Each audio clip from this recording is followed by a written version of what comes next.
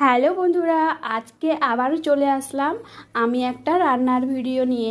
আর সবাইকে জানাই শুভ দুপুর। আজকে রান্না করছি কচু শাককে ইলিশ মাছের মাথা দিয়ে। তো দেখো রান্নাটা থেকেই আমি কিন্তু কচু শাকটা সিদ্ধ করে রেখে দিয়েছি। আর এখন আমি মশলা কষাচ্ছি। আর মশলা এখানে দেখো ছোলা রাখা আছে আর ইলিশ মাছের মাথা রাখা আছে। এই দুটো দিয়েই কিন্তু আমি আজকে রান্না ভালো করে মশলাটা কষিয়ে নিলাম, তারপরে দিয়ে দিলাম ইলিশ মাছের মাথাটা আর ছোলা। এবারে আমি কিন্তু দুটো দিয়েই রান্না করছি। অনেকে ছোলা কিংবা ইলিশ মাছের মাথা দিয়ে করে, আর আমার কিন্তু ছোলা দিয়ে খেতেই ভালো লাগে, মাছের মাথা দিয়ে অতটা ভালো লাগে না। তো এখন আমি কচুর শাকটা দিয়ে দিলাম। তারপর এখানে ভালো করে দেখো নেড়ে চেড়ে, আসলে এর মধ্যে কিন্তু অনেক জল বেরোবে।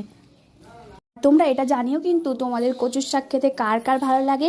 আমার কিন্তু খুব একটা ভালো লাগে না, মোটামুটি জাস্ট ভালো লাগে বলে আমি খাই। এটা আমার বরের ফেভারিট, খুব ফেভারিট বললেই চলে।